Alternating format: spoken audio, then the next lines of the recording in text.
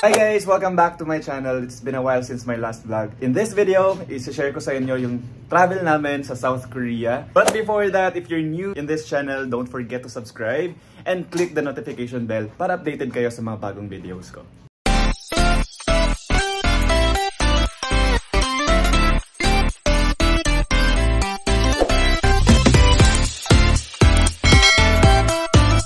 Finally guys, ay natupad na natin yung dream natin na makapag-travel sa South Korea. I went to Korea last April and during that time, spring season, buti na lang nahabol ko pa yung cherry blossoms. Napakaganda guys. And isa sa mga hindi ko din makakalimutan na experience is yung trend nila, sobrang ganda. Yung subway system nila talagang ma-amaze ko. Very different dito sa Philippines. Mako-compare mo talaga kung gaano ka-advanced yung transportation system ng South Korea. Of course, hindi ko pinalampas yung mga masasarap na pagkain, lalo na yung authentic nila na samgyeopsal. Grabe, sobrang tender ng pork guys. At i-share ko din sa inyo yan sa separate na vlog. Lahat ng mga escapades natin, lahat ng mga ginawa natin sa South Korea ay i-share ko sa ibang video.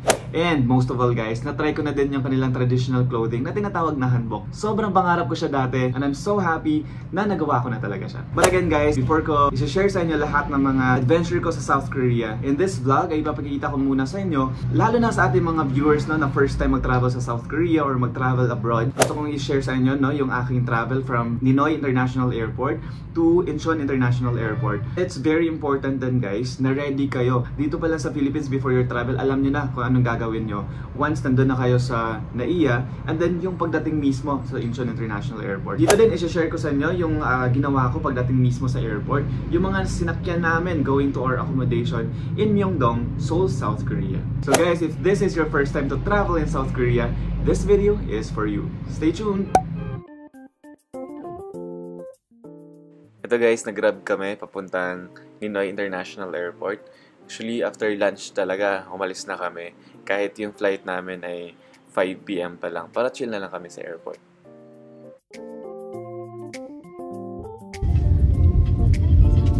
Pupunta tayo ng airport.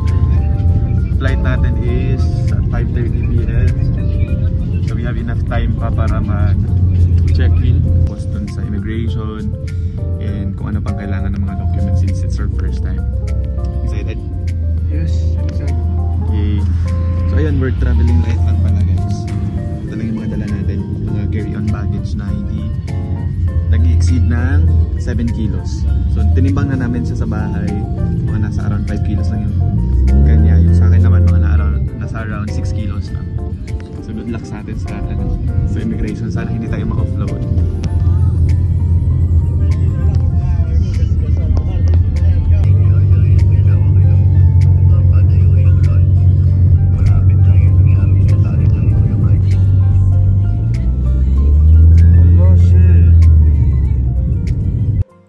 Nandito na nga tayo sa Ninoy International Airport guys. Buti lang hindi masikip yung traffic, smooth lang yung biyahe natin. And yes, of course, yung first natin na pupuntahan ay yung check-in counter. Medyo nakakapa tayo, but of course, you can always ask naman. May mga airport personnel na pwede natin mapagtanungan. Since carry-on baggage lang yung dala namin, naisip namin na mag-self-check-in na lang dito sa machine. Pero ginaid kami ng AirAsia personnel na dito talaga sa counter mag-check-in. So dito pinakita namin yung aming flight tickets and then yung aming passport and approved Korean visa. Actually guys, hindi na namin timbang yung aming bagahe. Naging masino pa naman kami sa pag-weigh. But it's fine. Ayan guys, dahil na kami sa check-in. Tapos na din yung travel tax natin, binayaran na natin siya online. Although guys, pwede nyo siyang bayaran dito mismo sa airport. Then next namin is magpapapalit lang kami ng currency. After this, immigration na. So dito na nga kami nakapagpalit ng pera guys, no? Kasi wala kaming mahanap outside. But if I may suggest guys, doon na lang talaga kayo sa labas mag-withdraw ng konting pera lang, enough lang para pambayad no, sa transportation nyo from the airport going to your accommodation. And then the rest of the money doon nyo na i-withdraw sa international machine ng South Korea. Kasi mas, mas mababa yung service charge. Okay. Ito yung boarding pass natin guys. Yan. Yung oras ng boarding ay 16:50 boarding time. excited na kami papunta ng immigration. Actually, bawal talagang mag-video sa loob ng immigration. Itong part na to nasa pila pa lang or nasa malayong part pa lang ng immigration. Kaya nakapag-take tayo ng video. Pero bawal na bawal po kumuha ng mga litrato at video. Here's our passport guys and our boarding pass. Nandito lang tayo ngayon sa board. Sa immigration. Ayan. Medyo mahaba pa yung pila. And while nasa pila kami, no, tinatry namin i-activate yung aming eSIM for Korea. Pero hindi talaga siya pwedeng i-activate while you're still in the Philippines. So guys, if you're planning to set up your Korean eSIM dito pala sa Pilipinas, huwag nyo na i-try kasi masasayang lang yung effort ninyo. Well, actually, meron namang mga free wifi sa airport para ma-set up nyo siya doon sa South Korea.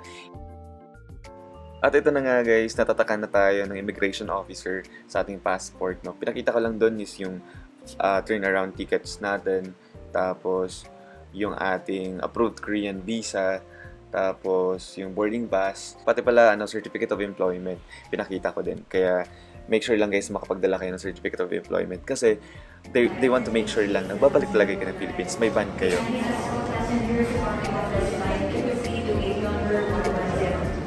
Nakapasa tayo sana guys sa immigration. So nasa loob na tayo papasok tayo ng boarding gate. So since maaga tayo nakarating ng airport, maaga natin natapos lahat ng mga steps, dito muna tayo waiting game dito sa boarding gate. Yay! Ayan, andito na kami sa guys, sa airport gate. Yan, papunta sa sa mismong aircraft. So, tapos na kami sa immigration interview. Actually, mabibilis lang yung mga interview, no? Tinanong lang kung kailan yung balik, saan yung country na pupuntahan.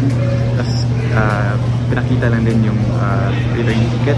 Tapos, yung approved visa, yung passport of course. Tapos, yung certificate of employment. Very important na magdala kayo ng certificate of employment guys. Para may proof talaga na may work kayo, may babalikan kayong work dito sa Philippines. So, ganun lang kabilis actually. Madali lang, sobra. Like mga 5 minutes lang yata or less yung aking interview with the immigration. After that, pasok na agad ako dito sa boarding gate. And then, marami pa akong oras no, para maglibot, makapagmerienda, or makakain ng major lunch. No? Kumain na ako ng tapaking kanina. And nakapag-toilet na din. And then, marami pa actually akong pwedeng gawin here sa boarding gate. So, advice ko lang guys, lalo sa mga first timers, agahan niyo yung pagpunta dito sa airport. Kung yung flight nyo ay scheduled at 6, punta na kayo 2 to 3 hours before your flight schedule para maiwasan na mag-rush kayo. Lalo na at marami kayong steps na dadaanan. Like after checking, pupunta tayo sa immigration office. Kami, in my case, after mag-check-in, bumili pa ako ng Korean currency kasi wala pa akong pera na for Korea. And then after that, saka na ako pumunta sa immigration office. It's very important din guys na pagpunta nyo sa immigration office, nakapag-download na kayo ng Gov, no, for e-travel. Fill out nyo lang online yung form kasi ngayon wala na yung physical paper na kailangan ng permahan i-fill out. Kaya digital na lahat. So, para mabilis, madali, hindi na kayo mag-download dito sa airport. Download nyo na sa bahay. Fill out nyo na sa 2 hours before your flight para mabilis, no, seamless yung travel nyo.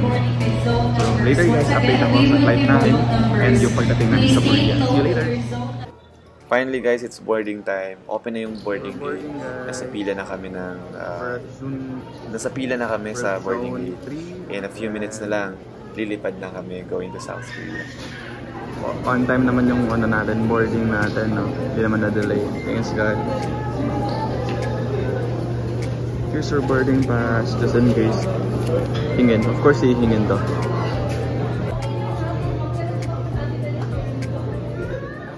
Ito yan, papasok na tayo ng boarding gate. Ayan, nasa pila tayo.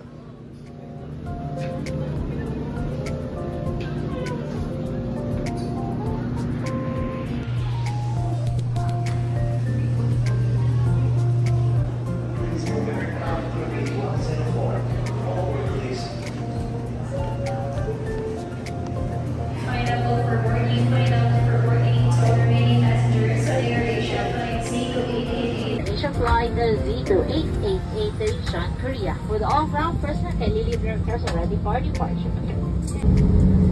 Goodbye Philippines, annyeong South Korea.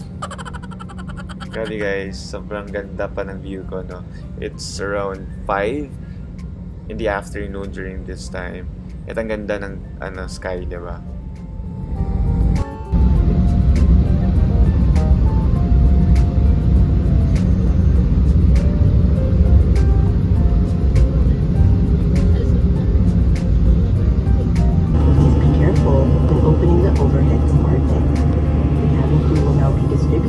Disembarkation card for you to fill out before arrival. Kindly have your arrival cards ready upon inspection at the immigration or customs counter. Thank you.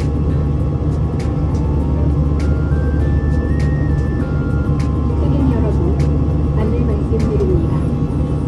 이제 안전벨트 표시등이 꺼졌습니다. Ayan guys, nandito tayo sa loob ng eroplano. Konting video lang tayo kasi nakakahiya. Actually, yung katabi ko pa ay South Korean. Although mabait siya kasi nagpagdaldalan pa sa akin. Ayan, ito yung nasa loob. Ang nasakyan natin ay AirAsia. Nakuha lang natin yung flight ticket natin, turnaround ticket ng mga around 8,000. Yun, almost 9,000. At ito guys, after 4 hours, yata 3 to 4 hours, nakikita na natin sa taas yung view. Ito yung view ng South Korea. Ayan, sobrang ganda guys. Sobrang excited na akong bumaba. Located 17 nautical miles south of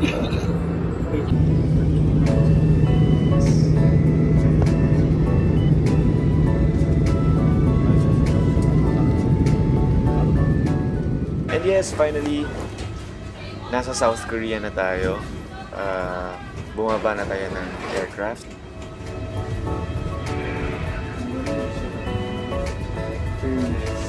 We're here na guys. We're here after 4 hours, 5 hours, 6, 7, 8, 9, 10, mga 4 hours na biyahe. Dito na tayo sa Incheon. Pagkarating natin ng South Korea, hindi muna tayo lalabas. Siyempre, foreigner tayo dito. Kailangan natin dumaan sa immigration. Ito yung ating health declaration form. Kailangan natin siya i-fill out. And isasubmit natin to later dun sa mismong immigration office. Ayan, lalakad lang tayo dito. Another walking day. Medyo malayo pa from binabaan natin ng aircraft going to immigration. Dito nga medyo na culture shock tayo sa mga pangyayari kasi first time natin dito. Pagkarating natin ng airport, sasakay pa pala tayo ng tren. Ayan, nakikita natin yung tren, dyan, yung parang station. Kasi papunta tayo ng another terminal ng airport. Ibang terminal yung immigration. So ito, andito na tayo sa terminal, sa immigration ng South Korea. And then may mahabang pila pa actually, Nag-wait pa kami dyan ng mga 20 to 30 minutes dyan sa immigration kasi maraming tao during that time. And to think anong oras na yon, nakarating kami ng South Korea ng mga 11 p.m. Ayan, sobrang daming tao pa din. After the immigration office, lakaran na naman going to the eSIM kiosk. Kailangan namin i-pick up yung aming eSIM na binili sa Klook. Ayan, meron sila ditong kiosk sa baba ng airport. Then after namin ma-claim yung ating eSIM, meron tayong nakilalang kababayan dito sa South Korea na nag-o-offer ng ride. So, from Incheon International Airport, dumiretso na tayo sa ating accommodation in Myeongdong, South Korea. Sobrang swerte din na nakilala natin si kababayan kasi binigyan lang tayo ng very friendly rate. Ayan. At saka di sa oras na din ng gabi, mahirap mag-compute guys. Okay sana kung nakarating tayo nang may tren pa kasi mas mabilis din yung biyahe, mas makakakamura din tayo. Dito, nabayaran namin ay nasa around 1,000 pesos per head yung single ni Kuya. At yung biyahe natin ay mga 45 minutes din going to Myeongdong, South Korea from Incheon International Airport. And that's it guys, ito yung first part ng ating video. Sa second part, ipapakita ko na sa inyo yung mga places na pinuntahan natin dito sa South Korea, lahat ng adventures natin.